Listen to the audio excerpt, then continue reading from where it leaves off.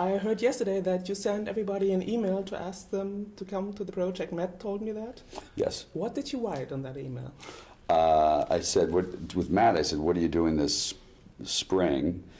And he wrote back nothing. And I said, you want to, can I send you a script? And he said, yeah. And I emailed him the script. He read it that afternoon and called that night and said, okay, I'm in. It was really nice. I mean, it's a fun thing to do because he's a good friend and I really love the guy. And to have such a talented friend is nice. Yeah. Have you ever had someone else in mind?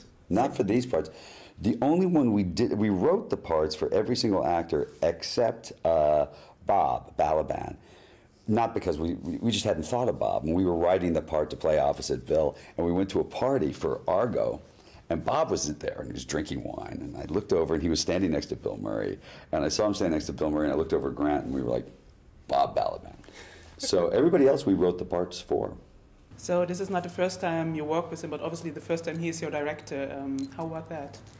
It was great. I mean, I had very high expectations, and he exceeded all of them, I have to say. He's a really frustratingly talented guy. Like, it's annoying to be his friend because, you kind of wonder where it ends, But he can write, he can act, he can produce, he can direct, he can really do everything. Did it in any second feel weird to have all these Nazi costumes and all this, and be here in Germany with the historical issue of all of that?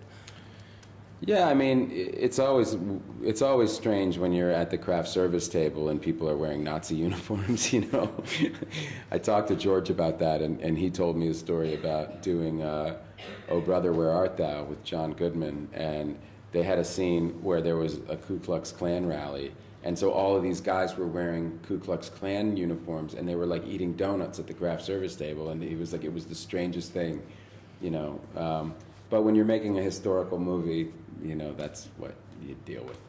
How did you pick the German actors you had in the movie? Well, I auditioned them, and like Eustace comes in, and I think he read like one time on tape, and then we came in and I had a meeting with him, and I thought that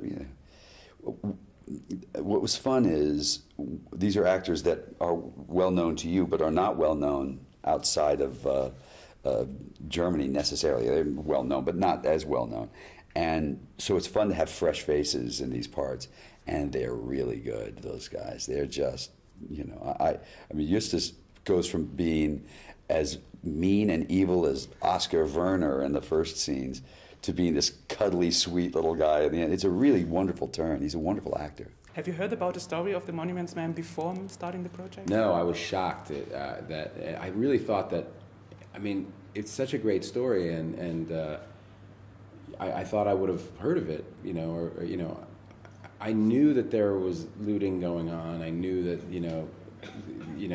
I'd heard kind of in broad terms things, but I never knew that there was a special unit designated to go find the art, and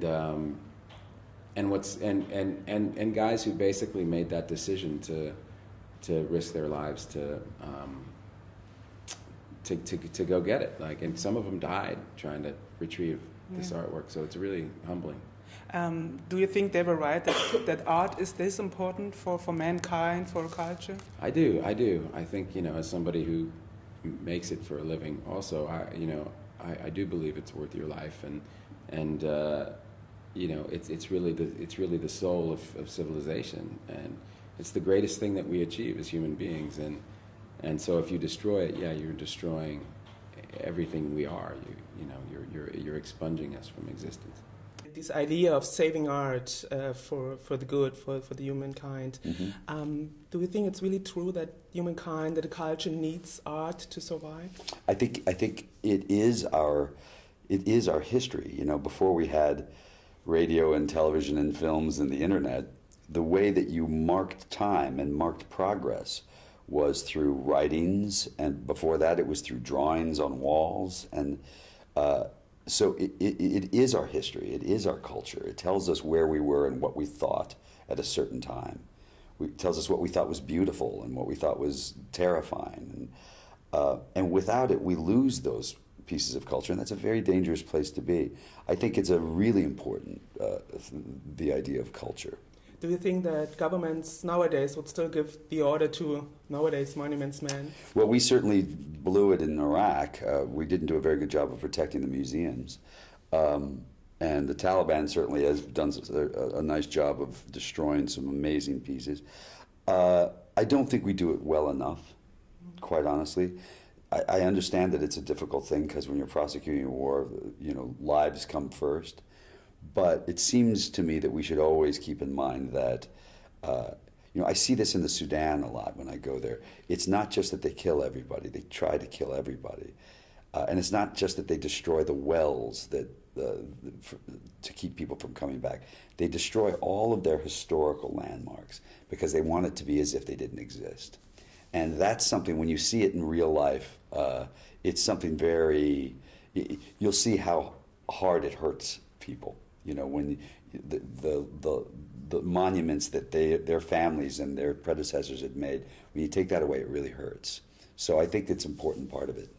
And I see it, as you said, in Africa, there's also the problem that the winner of the war is putting their culture in. So, sure. So who's defining which culture to save? And well, that's true. I don't know. You know, I suppose what you have to do is you have to try and save it all. I mean, you know, you can drive through England and see all these great Roman, you know, pillars. I mean, everybody sort of took over and did their thing. But again, that's still our history, and that is, you know, it is what it at least that tells us where we were and what we were doing at that period of time.